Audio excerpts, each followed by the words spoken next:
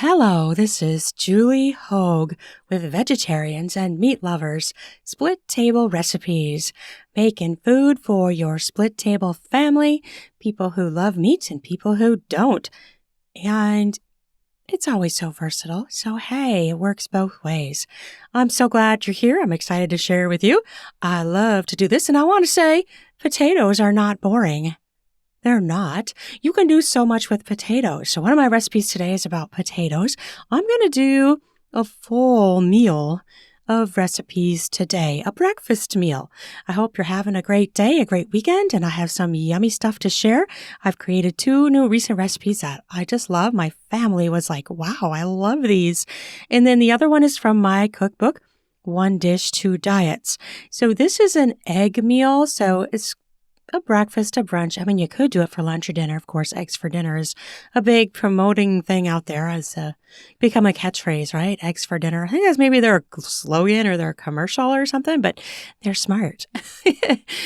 Oh, yeah, they're really smart because eggs are a great thing to have any time of day, especially for vegetarians who consume dairy products, lacto-ovo vegetarians like myself.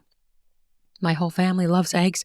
When I make scrambled eggs, I was having this discussion with someone once and they just laughed because my 3 boys love eggs. I make 20 eggs when I make scrambled eggs. And they were like, what? I said, yeah, most of the time I have 2 to 3 dozen eggs in my fridge. And when I make scrambled eggs, boom, there goes 20 eggs. So my boys love eggs, so I know about going through a lot of eggs.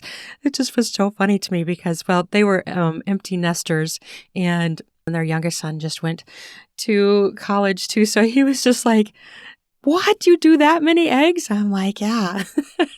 The story of my life with 3 boys. Although my oldest is now in college too, but when he comes home, I make 20 eggs for scrambled eggs.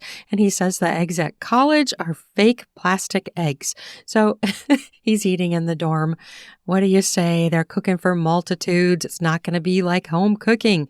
So anyway, on to what I'm doing today. I want to thank you for listening to this, and I hope you enjoy this recipe, all 3 of these recipes, and it's so yummy. I love, love, love egg dishes. There's so many different things you can do, and this is why I created my quiche cookbook, because there's so much you can do with eggs. And I know some people try to avoid eggs, but I'm not one of those people, and this is not going to happen on this podcast. I know that there are good egg substitutes. I'm not knocking that. But I like real eggs. And so this is what my recipe has. Most of my recipes do contain eggs. Okay, so do you love these bowls that are everywhere? Like a bowl of something. And what I really love about it is you can customize it. Just kind of like building a taco or a sandwich. Build your own foods, build your own oatmeal bar. I should do a podcast on that one. I have this. That just makes me think about how I have this podcast. I have this post on my blog where I have the build your own oatmeal bar. That's a really fun breakfast one. I'm going to have to do that one of these times. Anyways, if you want to find that and you don't want to wait, it is on my blog at juliehoguewriter.com. Okay, so back to what we're doing today. Bowls. I love this idea of bowls. So this is an egg bowl, a scrambled egg bowl. And it's just kind of fun having it in a bowl rather than on a plate. I don't know. There's just something aesthetically different about that. And you can just build it how you want. So I love this whole movement of things that are bowls. It's a great way to customize it, to add things that you want to your specific bowl. And this is a great thing for a split table family where some people want certain things and other people want other things. And you can have you can do this recipe that I have, and then you can have things on the side and bowls to add in. Okay, so I'm going to get going with this. So, making food for a hybrid split table family can be a challenge. This is one way that it works very well. And this is something that I started doing, probably way back in college with my husband, and he ate meat and I didn't. So I'm like, how can I do this? So I would make food, an scrambled egg with a bunch of veggies, and then I would just separate them and add the meat to his portion. So it works really well. And this is what you would need for this recipe. It's a hybrid vegetarian and meat scrambled egg bowls from 1 Dish, 2 Diets, my cookbook. Okay, you need 2 tablespoons of butter divided, 12 eggs. This is going to feed about 6 people, or in my case, maybe not, because like I said, my boys eat so many eggs. So I'll start over. 2 tablespoons of butter divided, 12 eggs, 1/2 cup skim milk, 1 green pepper diced, 1 red pepper diced, 1/2 cup diced onion, and 1 small package, about 3 cups of sliced fresh mushrooms, 1 10-ounce can of tomatoes with chilies, 1 cup pre-cooked sausage or ham pieces, 1 cup shredded cheddar or pepper jack cheese, and 1 teaspoon ground red pepper, which is optional, and salt and pepper to taste. Optional ideas to add on the side are salsa, hot sauce, more cheeses, different types, tomatoes, any kind of vegetable you have left over, corn works great, peas, anything that you have as a leftover veggie, hey, add that on the side. People can add that to their bowl if they want. Okay, so you're going to drain that can of tomatoes with chilies and drain it and blot it with a paper towel to remove the moisture. That's important so they don't get like runny and like liquidy. Add 1 tablespoon of butter to the frying pan and coat the pan with it. Add the diced green pepper, red pepper, and onion and saute on medium heat until tender, which for me is about 5 to 7 minutes. Then you add the mushrooms and the tomatoes, if you're adding tomatoes, or you could do tomatoes on the side that aren't cooked. And cook that about 3 to 5 minutes until the mushrooms are soft. Scramble 12 eggs in a separate bowl with the milk and ground red pepper. Remove the pan from heat and remove the cooked vegetables from the pan and cover them to keep them warm. Add 1 tablespoon butter to the empty frying pan and spread it around a coat. Add the egg mixture and cook and stir around to scramble as you normally scramble eggs. Divide the cooked vegetables and scrambled eggs between as many bowls as you desire. And you can either have it on the side or add the cooked meat at this point to the bowls for people who want meat, and stir to toss to coat them. So basically you're combining everything right now, the vegetables and the meat to the eggs that you want. And this is so easy. Like if someone doesn't like mushrooms, put them on the side. Like it's so easy. You don't have to put it in with the eggs. You can just do it on the side and people can add up what they want. Like my youngest does not like, well, my youngest and oldest do not like mushrooms. So I just put that on the side. And then you're going to sprinkle each bowl with the shredded cheese or let the person do it themselves. Maybe people don't want cheese, so it's just so versatile. And you can set up a bar like on your counter, and then people can grab their bowl and build it how they want, add what they want. And there's just so many things you could add, cooked broccoli, cauliflower, any vegetables really, even potatoes. But in this particular meal plan, I have a potato on the side recipe. So, or, you could take those potatoes, this recipe that I'm going to talk about in a few minutes, and you could add that as a potential addition to your bowls as well. That sounds kind of yummy now that I think about it. I used to go to this restaurant, we haven't been there in a while, and they would put potatoes with their vegetables in the omelets. And it was really quite good. Like they would either put potato chunks or the hash brown right in the omelet instead of having it on the side. It was really good. And I had not thought of doing that because I'm so used to having it on the side because I do like it with ketchup. But it was really good to have it actually in the omelet as well. So that's another way to think outside the box and try it. And again, that recipe is from One Dish, Two Diets, which is on Amazon in ebook, paperback, in hardcover, and even audiobook. And if you get it in audiobook, you also get a copy of the ebook so that you could listen and look at the same time. So you can look for that if you're interested in that on Amazon. And I believe the cookbook is on Amazon and on Audible, the audiobook one. Okay, now this next recipe is so good. My boys just love it. I love it.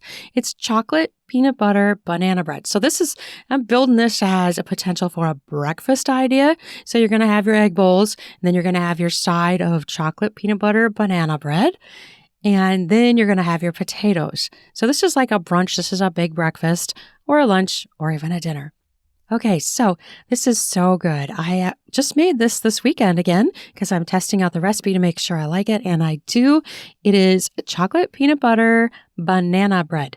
So it uses Splenda, And my oldest, who kind of tries to avoid sugar, is the one that inspired this recipe because he's trying to stay away from sugar. He's a bodybuilder, lifting weights and stuff. And so he's trying to stay away from excessive sugar. And I try to do that too because it's a great way to, control your weight or even lose weight. And so it has Splenda in it. So you do 1 cup of Splenda and 1/2 cup salted butter that's melted. And so you're going to cream that together and stir it.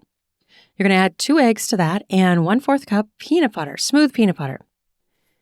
In another bowl, you're going to add 2 cups of bread flour and 1/4 teaspoon salt, 1 teaspoon baking soda, and stir those dry ingredients together.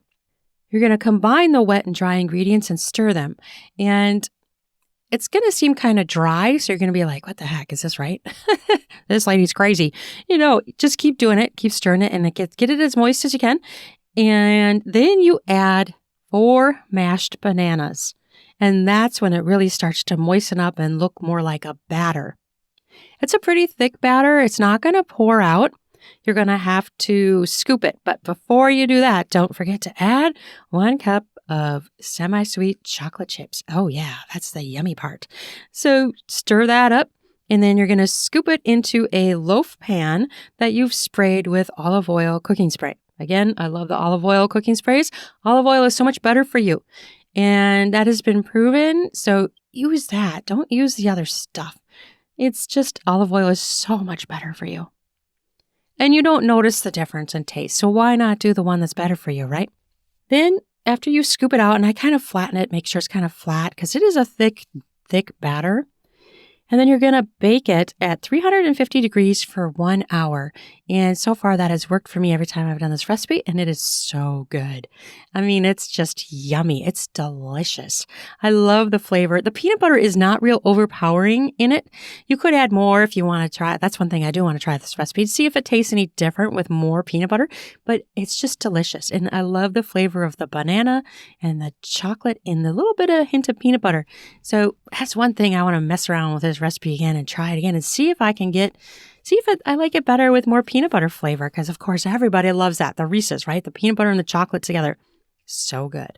So good. And if you want peanut butter or if you want an overload, take some Nutella and spread it on the slice of this bread. Ooh, that's a chocolate lover's delight right there. So good. So good. A lot of times we just put butter on banana bread, which is so good. But, there's so many other good flavors you can get, like cream cheese, peanut butter, and Nutella on your banana bread. So good. Try it. So many different things you can do to add more flavor, even to your regular banana bread, let alone this one.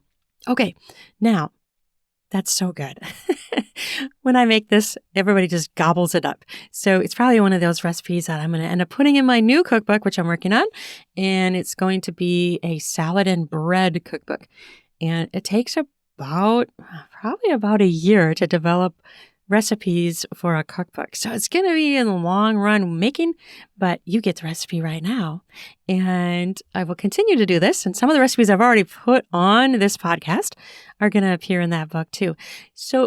But there's always going to be more. So it's going to contain more than I've put on this podcast for sure. So I hope that you're enjoying my podcast. Hey, drop me a line. Tell me what you like, what you don't like.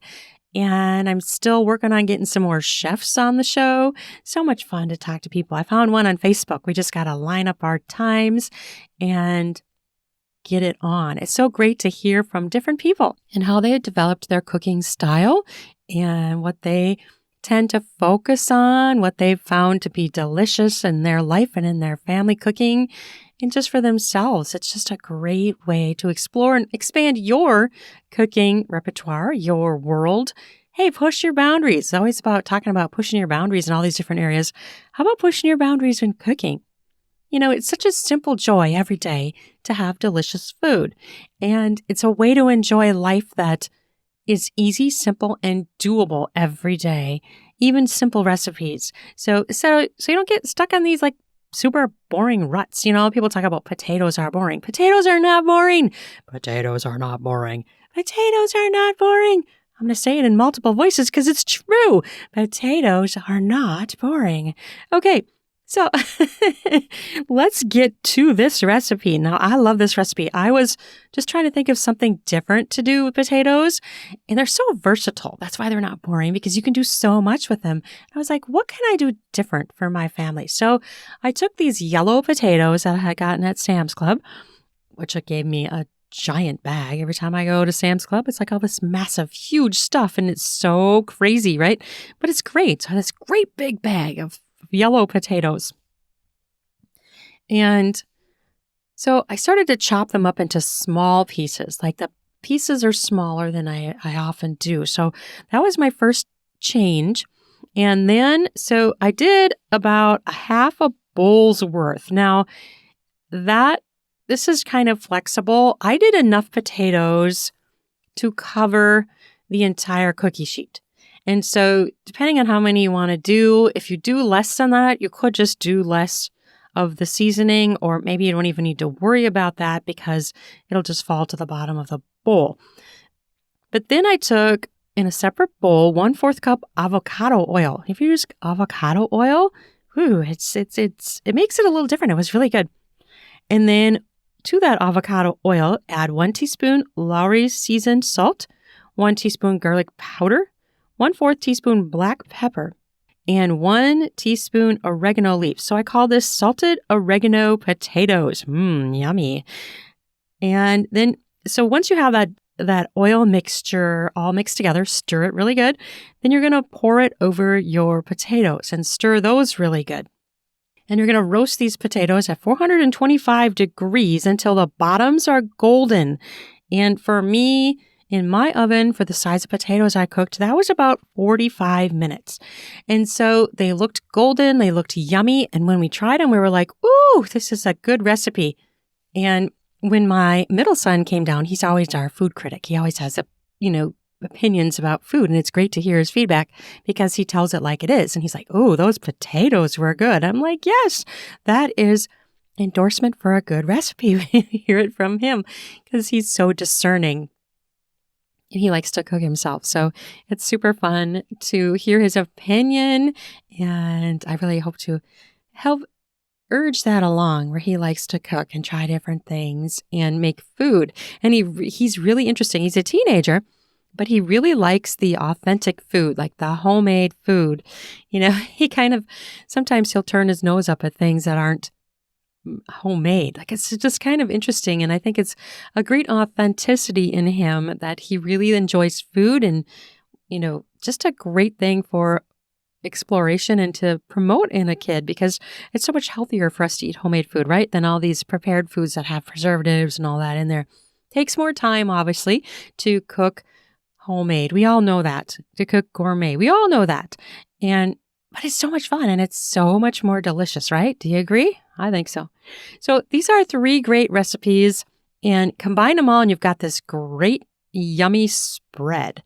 And so much you could do. And what I like is that while the potatoes are cooking, you could be working on your egg bowls. And maybe you start with the bread, because the bread cooks for an hour and then it has to cool and sit out anyway. So when I am approaching a meal, I try to plan out, when am I going to make what? Because you want it to all be done similar times. You can keep things warm, but this gets to be the challenge in cooking for a family or a large group. And even for small, I guess I shouldn't say that, for even 1 or 2 people. The challenge is getting everything done at the right time. So I guess my suggestion would be is to start with the bread, because even if that gets done before everything else, it's fine. It can sit out. It has to cool anyways. So I would start with the bread, then maybe chop up all your stuff. Sometimes I find it nice to have everything chopped up first, and then I'm not stressing like, oh my gosh, I need to chop this because I'm not making this timeline, that timeline. So to make yourself be more happy and relaxed as you cook, maybe sipping on some coffee instead of feeling that panic rise in you, chop everything up first. That's my suggestion. I've done it the other way around, and I'm like a scramble. I can't get this done, right? I can't get this done in time. And then there's like panic, and it's like, you don't want to ruin the food. You want it to be as good as possible. So why add that stress in your life? Chop it all up first. Go there, do it. Let's say, not going to hurt you to wait a little bit longer. Chop that up and then put them all in bowls. Line them up so that it's ready where you can just pop it in the pan when it's time. And, while that stuff is cooking, the bowls are obviously a little bit more intensive, but the potatoes are really easy to mix up too. So then you could actually do the bread, then start the potatoes, and then pop them in the oven. Because the potatoes are pretty quick, right? You just got this oil, you got all these spices, you stir that up.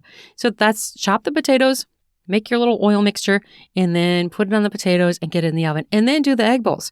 You can keep your potatoes warm too if you happen to take too long, if you take longer than 45 minutes to get those egg bowls ready. The order of things matters. You know what I mean? I feel like that's a thing with cooking and learning how to cook. You have to kind of think ahead a little bit and be like, okay, this is going to be done. What's going to be taking the longest in the downtime?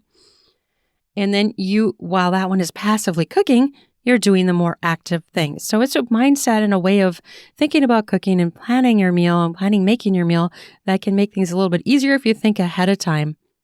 The bread can be done way ahead of time. You could do it hours beforehand. You say you wake up at 5 a.m. or 6 like I do. I always wake up at 6:30. Then you could do the bread at that time and then just let it sit. But then beware of the people who come around and want to eat it beforehand. You get the little lurkers who are like, oh, what'd you make over there, Mom? I always let them have some though. And then we just put it out for the meal too. If there's any left, right, they might totally demolish it and be like, this is yummy. So maybe you need to meter them a little bit and be like, take one slice. And then let's leave the rest for the breakfast or the brunch. But this is a great little bread for with coffee or tea or any time of day. Milk. Oh, it's really good with milk because of the chocolate and the banana and the peanut butter because it's a rich, yummy bread and it's sweet. And I love that it uses Splenda because it is less sugar, but it still tastes amazing, right? And you do get some sugar, of course, from the chocolate chips. So you're not sugarless. Also from the bread. So it's not completely sugarless. Bread, I mean bananas. You got the natural sugar from the bananas in there too, but that's okay, right? Natural sugars from fruits and vegetables are the ones that they're okay to have versus all this white sugar. So I love using the Splenda in this recipe, and Splenda is so weird. It's weird stuff. It's really fluffy. Have you ever used it? And when you stir it with the butter, it does cream differently than sugar, but it totally mixes and it meshes and it works just fine. So it's just something to get used to. If you've never tried Splenda, I urge you to try it. Some of the sugar substitutes out there I have not tried, but Splenda is one that I have. I mean, I've tried them in coffee, like a little Equal or something, if you're at a restaurant. But Splenda is really the only one I've bought, although I did get one for free once from a company that wanted me to promote it, and I forget the name of it, but it was good too. It was very concentrated. Geez, I wish I could remember the name of it so I could tell you. I'll have to look at it. I still have a little bit left in my pantry.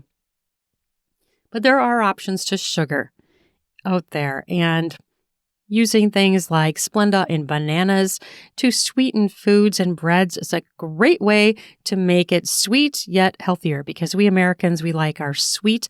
I've heard people be like, oh, Americans just want something sweet. Well, maybe that's true, but we like what we like and this is what we grew up, so this is how we are, right? But we might want to shed the sugar. So this is a way to get sweetness that we desire without having it be the white sugar. It's Splenda. It's bananas.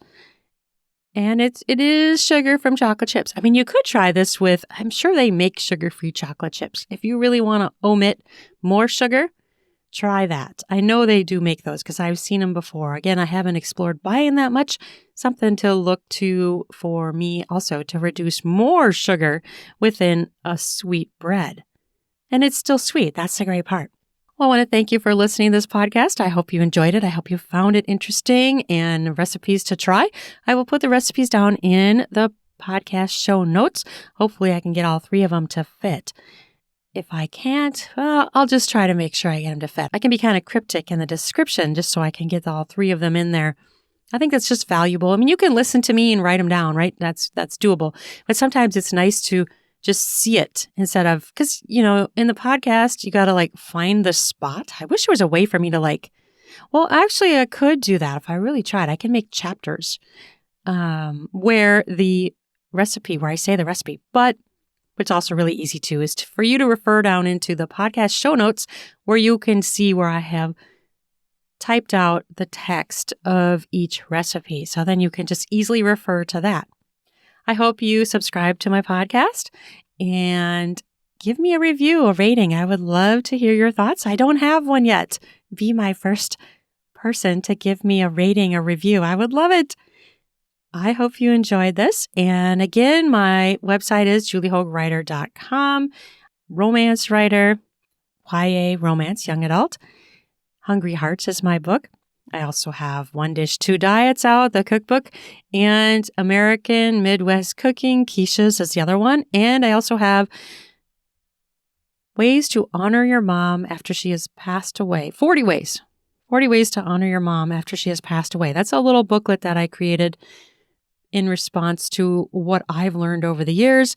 And it was a very popular blog post. So I turned it into a little book to make it more available for people. Great ways to celebrate your mom. Coming up Mother's Day soon. So it's a great book if you've lost your mom has passed away, or someone you know. It's a great little book to give to someone to help them celebrate their mom rather than focusing on the negative. But there are great ways to celebrate your mom and turn it into a positive. Okay, well, thank you so much for listening to this, and I hope you have an amazing weekend. I am kind of on the path of doing this twice a month right now. With all the other things I do, that seems to be working out well. So at this point going forward, I probably will be doing about 2 podcast episodes a month. And I hope you enjoy. I'm so excited you're here, and I'm so grateful you joined me. You have an amazing, yummy day, and go make some awesome food. Enjoy. Bye-bye now. Oh, and don't forget to check out the Instacart deals. You ever tried Instacart? It's a great way to get stuff to your house quickly. You forgot something, they can get it to you, and you can get discounts and deals on your first orders. It's a great service. Check it out. Links down in the podcast notes to learn more about Instacart. All right. You have a great day. Bye-bye now.